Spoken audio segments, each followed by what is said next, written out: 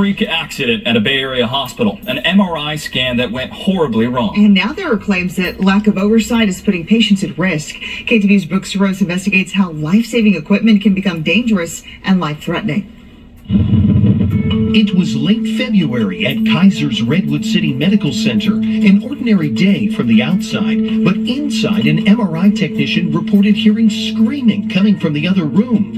This photo explains why. The hospital bed was pulled uncontrollably into the MRI machine by its magnetic force. A nurse became pinned between the bed and the machine, reports say. She suffered crushing injuries. The patient fell to the floor. The incident is detailed in a Cal OSHA investigation, concluding Kaiser failed to ensure the door to the MRI room remained closed and employees were following safety guidelines.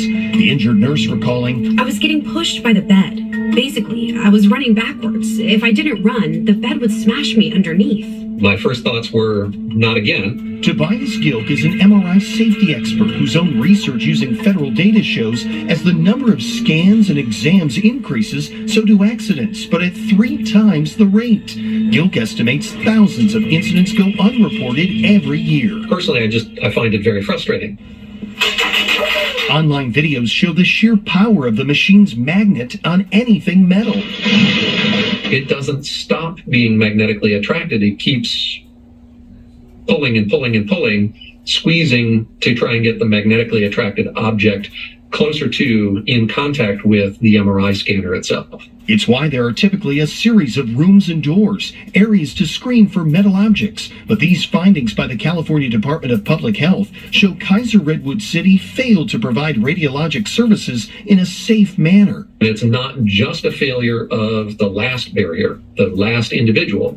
It's a failure of many protections or preventions before we even get to that point. The systemic problems start, regulators say, with the nurse and patient care tech left unsupervised without MRI personnel. No one, including the patient, was ever screened. The door to the magnetic room was left opened, and the safety alarm never sounded. In order for us to run an MR center safely, safety education is critical. Dr. Emmanuel Canal is a renowned radiologist with the University of Pittsburgh. He's studied hundreds of incidents and says safety training is vitally important.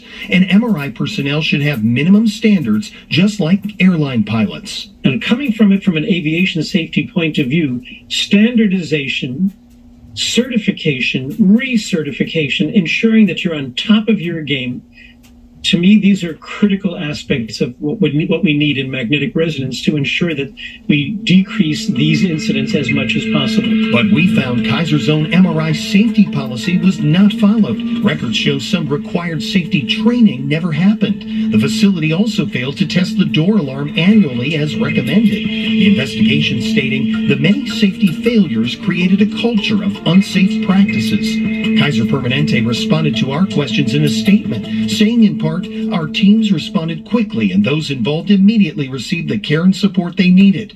This was a rare occurrence, but we are not satisfied until we understand why an accident occurs and implement changes to prevent it from occurring again."